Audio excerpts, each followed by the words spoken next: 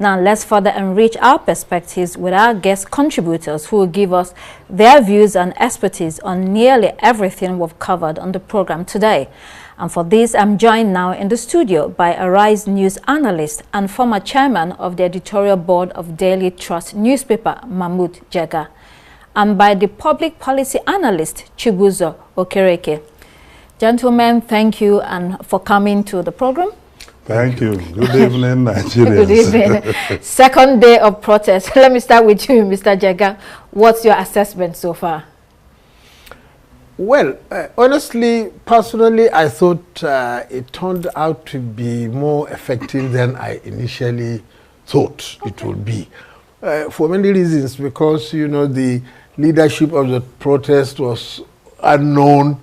We hardly know who the leaders are. You know, it is just on social media that you see various things. And then all the powerful establishment figures in the country, the presidency, the National Assembly, governors, clerics, traditional rulers, even the media, everybody is saying don't do this. But it turned out that the motivation for the protest was so powerful because of the dire socio-economic situation in the country.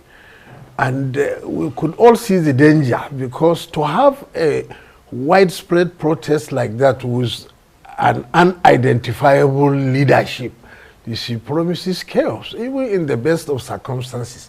If you call a demonstration in this country, the chances are very high that it will be hijacked and violence with looting and everything, not to mention this one. So security agencies, government, they did everything to stop or disorganize it, but in the end it went on and assumed violent dimensions in several states with curfews and everything, death, destruction, looting. So the second day, they promised to do it for 10 days. I hope they will not do it for another 2 weeks. Let us hope it will frizzle out soon. Yes. Okay. Mr. Okereke, second day again. What has been the most significant part of this protest in your view? Well, first I would say is the sudden realization by government that they're actually holding brief for the people, because the character of our governance system is such that if you are in government, the governed, you distance yourself from the governed. So the protests may have reawakened already known consciousness that as government we are responsible and supposed to be accountable to the people. And indeed, the people, you know, has been patient for a long time. And I have to say that what is going on now is actually the accumulation of the patience bank the people have been able to hold over time. Because you remember in the previous administration, the petrol price was increased in multiples of 2 or 3 times. And it seems the people were showing understanding. And the former president couldn't remove the subsidy. In fact, the last budget he made, he didn't provide for subsidy till around June. So, but when this president came, you know, full with energy, and in his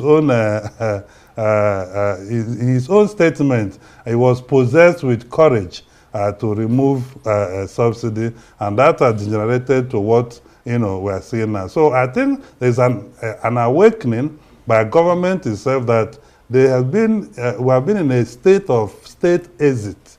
And state exit is a state where citizens are responsible for themselves. They provide almost everything for themselves. There is total distrust of government. They don't believe in government. And if they rise, realizing their power under Section 14 2B, that sovereignty belongs to the people, and that through that sovereignty and the Constitution is where government derives its power. So once the government is aware, or indeed politicians, that people have realized these people in government are representing us, you can see the level of jittery it has created. So I believe strongly that we may have some changes going forward. Okay, Mr. Jega, we have a government in power that won with just over 30% of the votes. You can describe that arguably as a minority government. Do you think this government has done enough to rally the nation? Because it seems also like they need help. Well, the problem at hand now is not the percentage of votes that they got, because rightly or wrongly, that is our own electoral arrangement. You can see, I mean, for example, in the United States, you can win an election with, even though your opponent has more votes than you have got, which sounds queer to us. Now here, we have always had relatively minority governments, because even in the Second Republic, Shagari was elected with about 36% of the votes. Now that happens when you have many candidates. Yes. In 1979 we had 5. Last year we had 18. So it's almost inevitable that somebody with less than a majority votes will win the election, provided he also had the spread in the states. But that is not what brought the problem, because Nigerians accepted that, okay, that is our electoral arrangement, and somebody has satisfied that and has been declared winner, and the courts have upheld that. It is the socio-economic choices that were made. Of course, we are still arguing that most of the problems were inherited, but probably they were also compounded by some of the policy choices, like our colleagues that you spoke to earlier were saying, two in particular. The complete removal of fuel subsidy, even though a large part of it has been surreptitiously reintroduced, and more seriously, the flotation of the naira.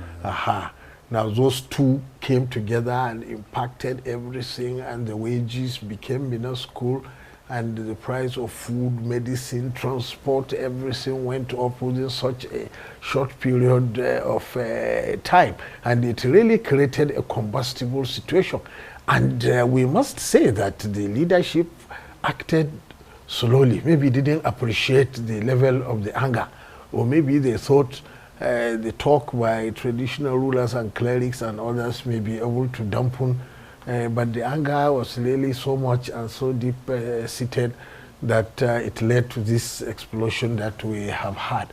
But it is not too late, even now, only that it calls for serious rethinking in Nigeria of the relationship between the leaders and the citizens, and in particular, the parasites and the resources that go to maintain the leadership elite vis-a-vis the rest of the people. It needs serious rethinking, because the things that give the leadership a bad name, some of the projects of the presidency and the salaries and wages of the National Assembly, and then all this talk about jets and things like that, really, it doesn't help the government. It doesn't help at all. Mr. Koreke, he has talked about leadership. But, you know, in Nigeria, there are different types of leadership. In the business sectors, leaders are doing pretty well. In so many other sectors, our problem seems to be political leadership. Today, how would you describe the political leadership, and how do we get out of this? Because that seems to be the fundamental issue that we have. Okay, so it's our leadership philosophy and the underpinning values that you build around your leadership. Also, it's about popular participation and then political literacy. If you look at the voter turnout we have recorded, it's too abysmal. And that is, a lot of people, when you ask them, they tell you, our vote don't count, the government doesn't work for us. But that is not the design of statehood. In statecraft, as the Constitution has stated, sovereignty belongs to the people. So if we don't police the gateway to political leadership recruitment, we will not get there. So you need to have all the agency for socio-political mobilization, political parties, civil society, youth organization, women active, and then the electoral umpire itself, you know, functioning for the good of the people. Because whoever you elect into public office, you have donated your powers, your rights and privileges to the person to manage your political economy. Interestingly, the preamble of our Constitution says the reason we are creating this Constitution is to promote good government. Section 4 says the National Assembly will make law for the order and good government of the country. Section 16 says the government shall manage our national economy for the maximum security of the welfare, freedom, and the happiness. Can you imagine that? That our government is supposed to create happiness for the people, and the people are saying they are not happy. So I think it's our political leadership character. But also we have to realize in terms of political literacy, how our government is structured. It is not only federal government that we have in Nigeria. And that always is a shock to me, that we can be protesting against bad government and we will think that it is about federal government. Yes, federal government did the subsidy policy, the unification of the Naira and all that. However, although they didn't create a trust fund like what we had in the Shopee to intervene, they decided, where I think they got it wrong, is to use political patronage channel to distribute palliatives. We were just watching Dangote advert that an individual could distribute rice down to the villages in many places, but the government, the rice the federal government gave to states, we are not able to see the people they delivered it to. And just recently, under the Nigerian Care Project, COVID-19 reform, more than 500 billion was distributed to about 34, states. So, and since last year when this government came to power till now, no state government, no local government revenue or allocation rather is being withheld. Right. So government must be accountable at all levels. Mr. Jaga, when you look at most of the newspaper headlines today, they speak of the economic losses due to activities grinding to a halt in all states in Nigeria. So a lot of the business people will say, we better hurry up, because so that we don't keep losing millions of naira.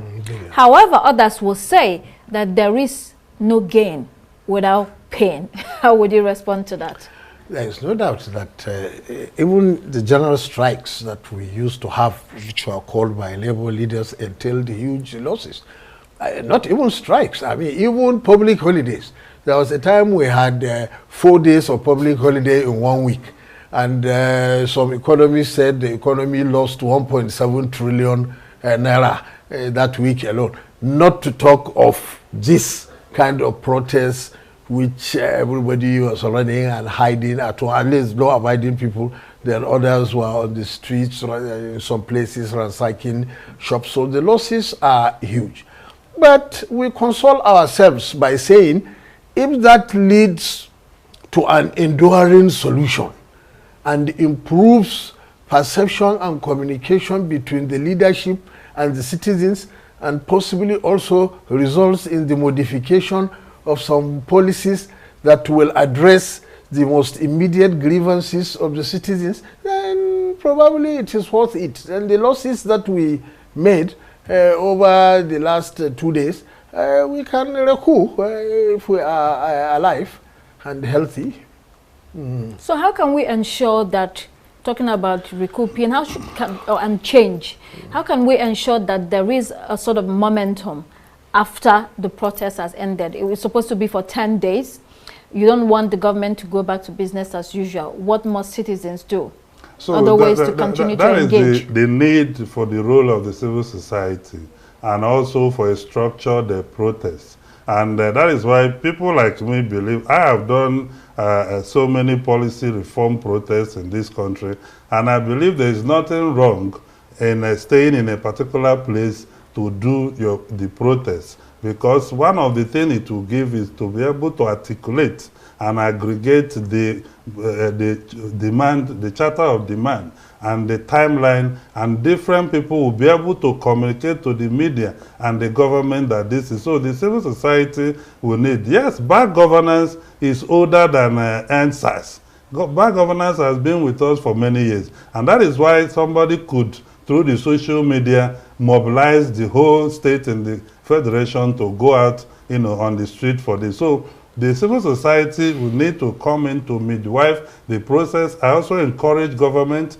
from the FCT to begin to organize a policy reform and youth engagement town halls across. The president himself, he may have been busy over time, but I can't reckon how he has moved out of FCT to engage regions and states. So that collaboration, we may need to have that time, because I believe that when you're governing people, it's important their most priority need is what is being addressed and not what you think is best for them. This is very critical. So you may think that this 500-kilometer road is important for people. When you go to that community, 70% of them are using a bicycle, right? Only 30% are. So there will be a mismatch in the political economy gain of such policies. So the civil society should engage, and the demands that have been made must be concrete and measurable. The demand don't need to be ambiguous. Don't say they will understand, because we need to also channel the demand in terms of what the federal government should do, state and local. Right. And it's also important to support the president on the issue of local government autonomy, because when governance has collapsed at the local government, we cannot achieve development. Then the issue of state police. Okay. So we don't get to sacrifice those two important major policy reform on the altar of this. Yeah. Mr. Chibuzo Kereke, Mr. Mahmood Jega, thank you so much for being with us tonight. Thank you. Thank you. Well, that's it for this edition of Arise Prime Time. Join us again next week. From me and the entire team here in Abuja, goodbye and thank you for watching.